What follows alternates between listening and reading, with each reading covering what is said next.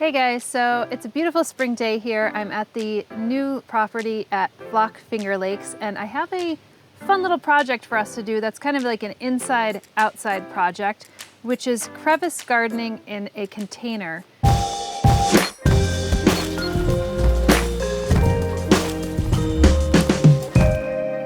If you've never heard of crevice gardening before, well, it's actually something that is getting quite popular in the landscape. It's a type of rock gardening, if you will. So you have like alpine gardening, which is also a type of rock gardening. And then also crevice gardening, which essentially uses thin pieces of stone, like this flaggy shale stone that I have here, where you embed it within a substrate and you plant plants in between. And it actually looks really cool within a landscape. I'd actually love to do something like that here in this landscape. But for those of us who actually don't have a lot of space, or may have a small balcony or fire escape, or something that you could bring indoors, like a little interesting succulent garden, this is something that you could actually do. So I have this is actually a little more depth than I would typically have, but I really loved the shape of this planter. It's a concrete planter, but you could use lots of different things. You could use something like a hyper tufa. You can make your own planters. You could use maybe a bonsai planter. And actually, speaking of bonsai, that's actually what we're going to be using today. I have Espoma Organic Bonsai mix, and this is clay and also expanded shale, which is perfect because our native stone here is shale. This is what shale looks like. And I've been pulling these out of the landscape. I've been finding them as I am planting in the landscape. And it's pretty interesting because some of them actually have fossils on them. So you can see one that has like this little brachiopod right here and here and here. So when I'm considering of doing this container crevice garden, I might actually use some of those pieces, and that could be kind of cool.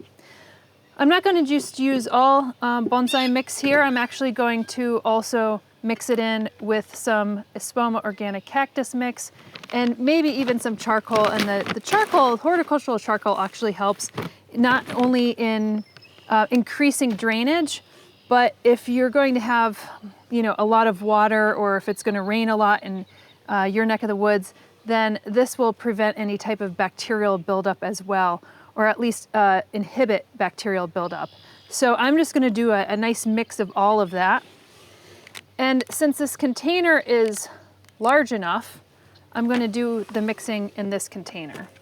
Now, I actually did a workshop doing a container crevice garden before, and that was a lot of fun. So I'm looking forward to actually doing this with you. And the whole point is that you want something that's pretty well draining, especially if you're going to put this outside. You want a mixture that, especially because you're going to be using a lot of succulent plants. And I should talk about the succulents for a minute here, because I'm in zone 5, for those of you who know your gardening zones, meaning it gets pretty cold in winter.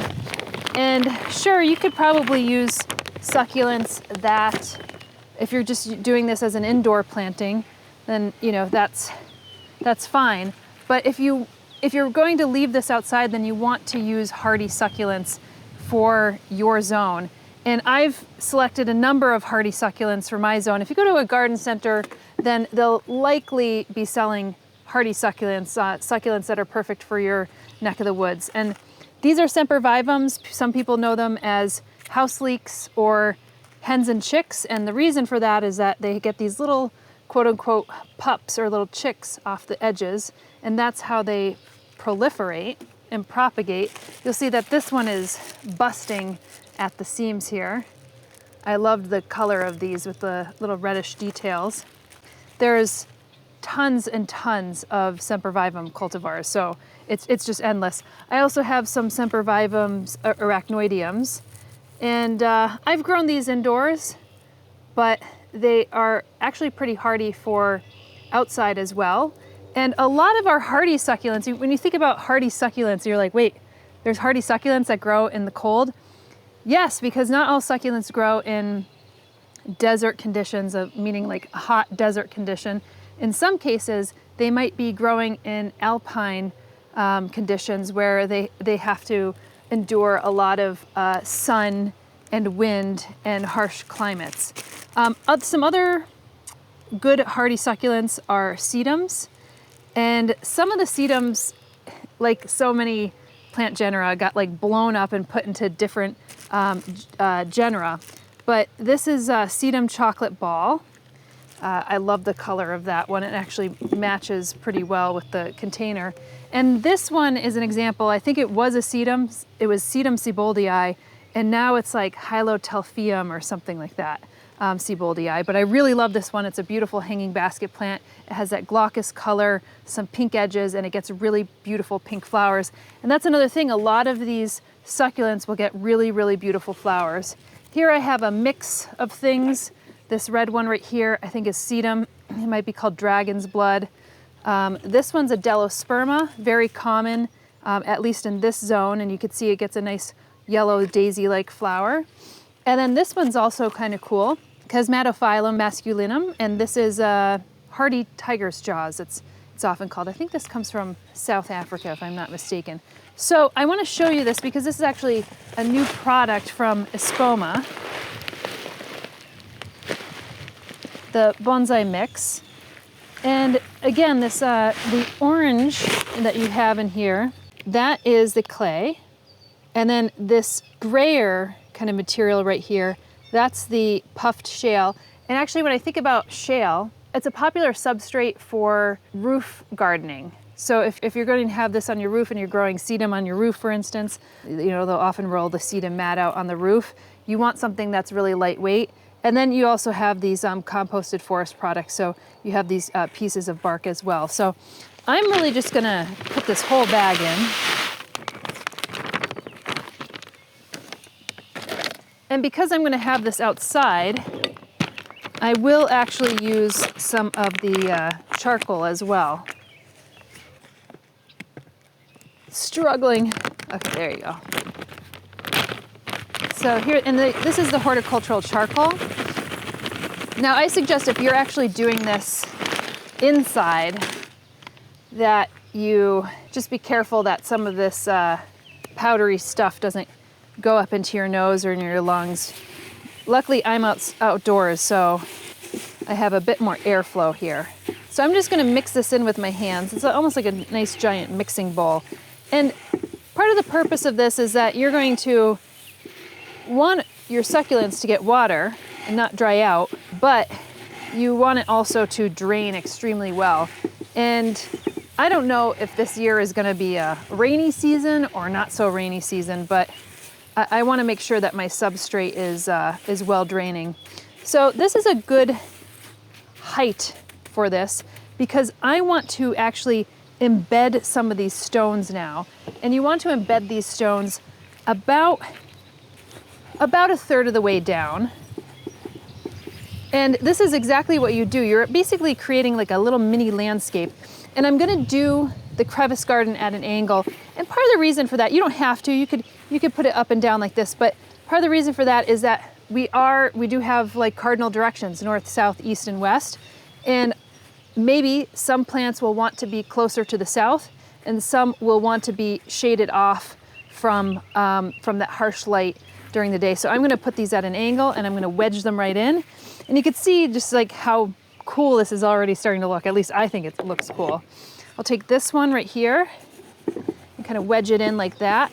And the idea behind the crevice garden is that you're basically recreating a landscape. And you know, maybe you have gone to landscapes that kind of look where you could see like the stones jutting out from the edge.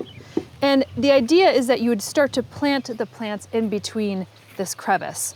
And like I said, I've seen this stuff in the wild, if you will, in the landscape, and I absolutely love it. I think I'll probably get into crevice gardening. And if you actually want to see a video, we're gonna have an upcoming tour as well on Flock Finger Lakes, which is our sister channel. All right, so this one's nice and thin. Kind of looks like it broke off here, but then this side looks a little bit too smooth. So I might pass on that one. This one's kind of cool. It has this ferrous looking color, this iron. That's like really flat on one edge. It's kind of neat. I kind of like this flaggy looking stuff though. See, all of a sudden this looks out of place to those. So I might go with some smaller ones then. And I might put these up a little bit more. Maybe I could use this one. Yeah, that looks nice. And then I could use the fossil. Now, as you can imagine, this could get really heavy really fast, especially if you're using stone. So I would also recommend that if you are doing crevice gardening, especially in a container of this size, that you might want to plant it up where you're going to eventually like have your container, because it could get pretty heavy. I'm pretty confident that I'll be able to carry this. I'm fairly strong, so I could probably manage this even when it's all planted up. All right, let's see what else I picked up from the ground. Something like this, and I might curve it in like this. Now I'm doing this relatively fast, just to kind of demonstrate, but as you can imagine, this is something that, I don't know, I think this would be like fun just to do over the course of a couple hours, and you just really lose yourself in this, if you will. I don't know, it's just like a really fun and therapeutic experience to be able to design something like this. So I think this is going to be roughly what my crevice garden is going to look like. So now I have the fun of actually doing some of the planting.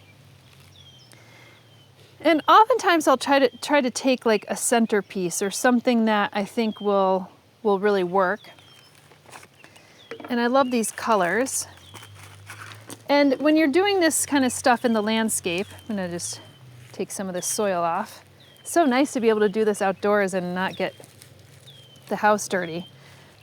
When you're actually even planting this in the landscape and not just in a container, you'd often leave or wrap the roots, comes bare root, if the plant comes bare root, with some type of humus or rich soil mixture in with the,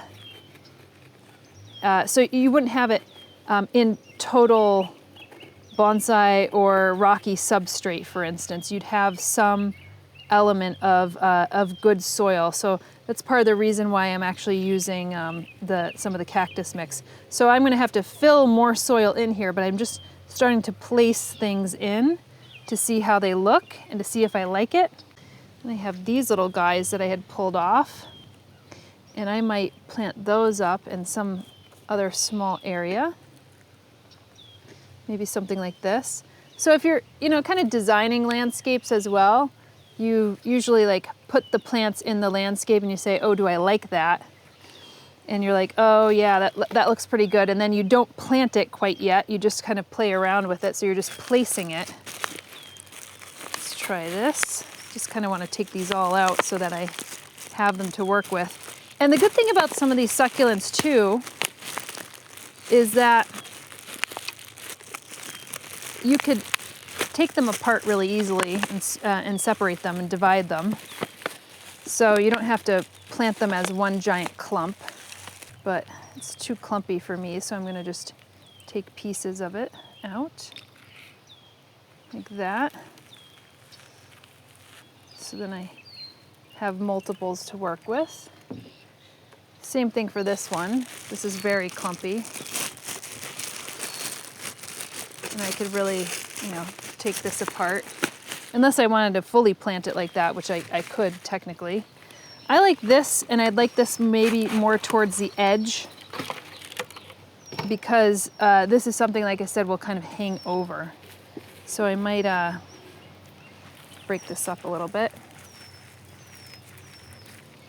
You can see what kind of substrate these were growing in. It looks like it was more bark than anything else. So I might place this one in here.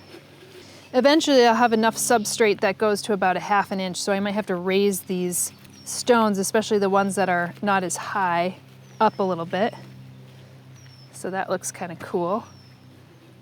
I need something that will hold its own up here. You know what I mean? And maybe a little bit higher, like that.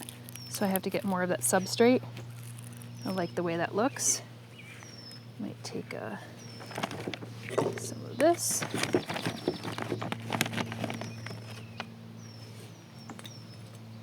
Okay.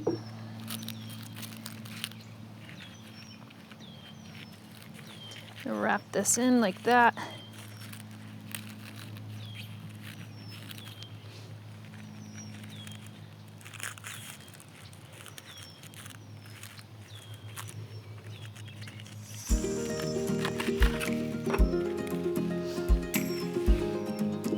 So I'm going to move these out. And what I'm going to do is add a bit more mixture to here.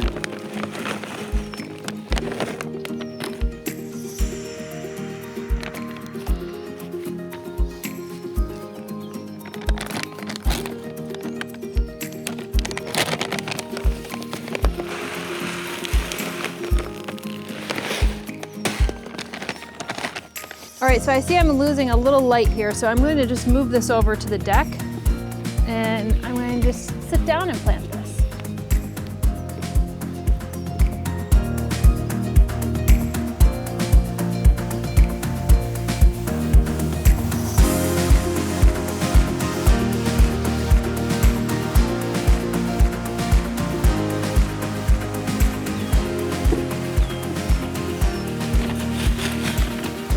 Using this sedum chocolate ball.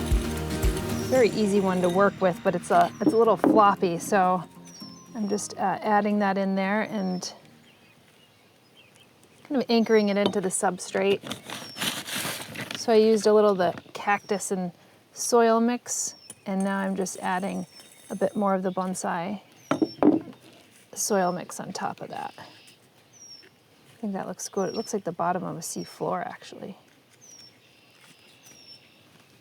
So you can see that, you know, this section right here, if it's not facing the sun, it's going to be pretty shaded out by some of these plants.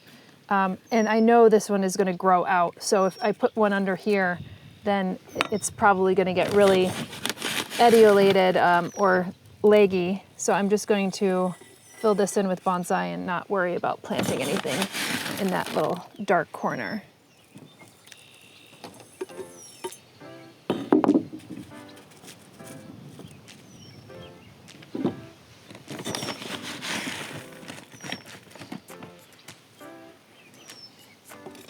I love the color of this too.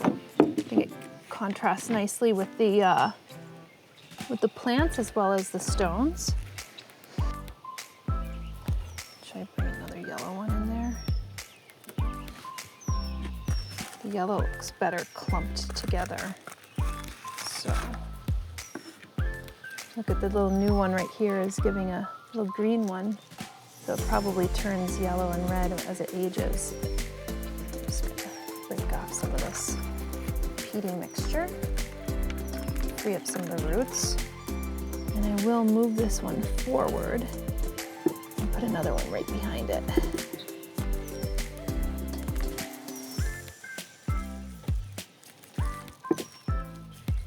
Just move this one forward a little bit.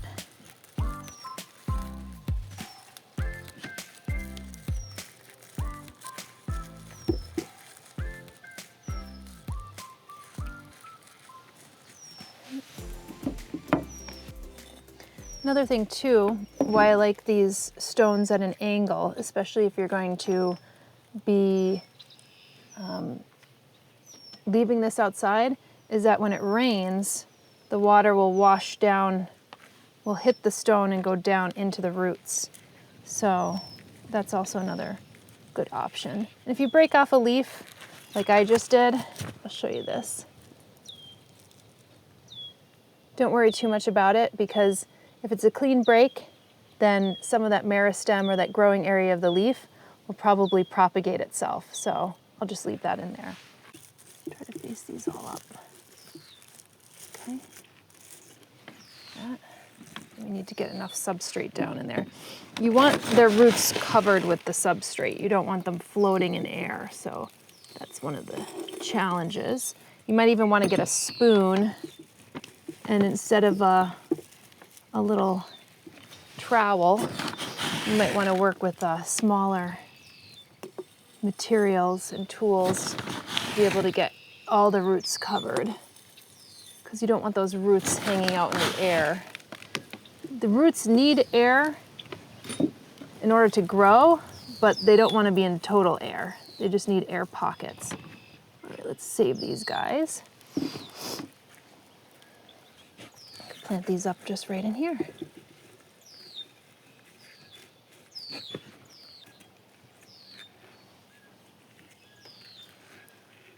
This one's so long. What I'm going to do is just break this off.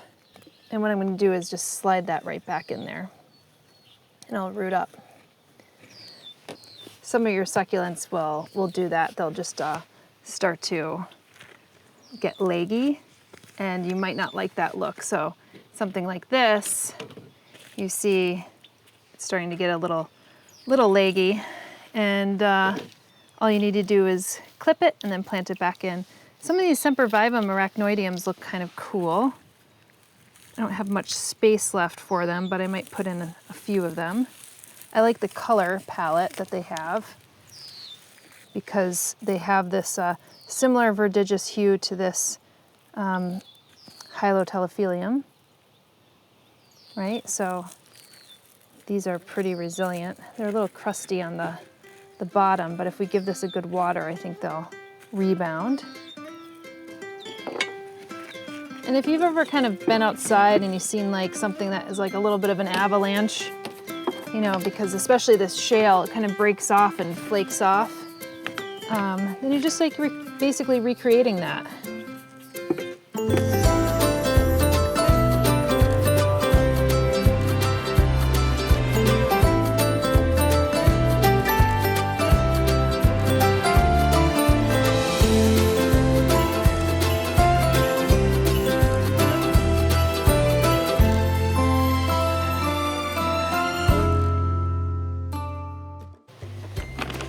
So I'm just going to put the finishing touches on this, adding a little bit more bonsai mix here.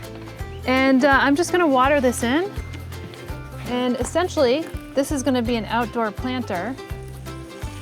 Let's turn this on. Just give it a nice water down. And because the substrate is very airy, I'm not too worried about the roots over soaking with water. And of course, I am using a container with a hole in the bottom as well. So I just kind of flooded that. And of course, if you're going to be watering this, then you're probably going to want to water that outside so that you don't have any kind of problems if you're doing this on the inside. But that's essentially it. This is my little container garden. And I'll just let that fully drain, and I'll put this in a southern exposure so that it gets really intense light during the day. And that way, when I water something like this, that it'll be able to dry out relatively quickly as well. So there you have it.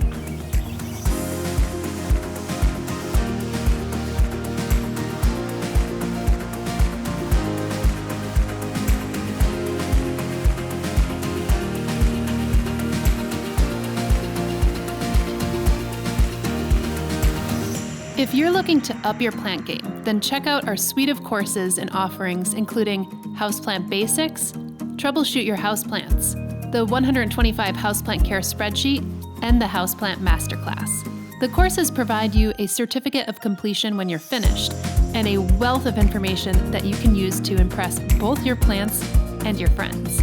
More information can be found over at homesteadbrooklyn.com. And if you're seeking more information about gardening outdoors and homesteading in the country, then check out our new channel over at Flock Finger Lakes.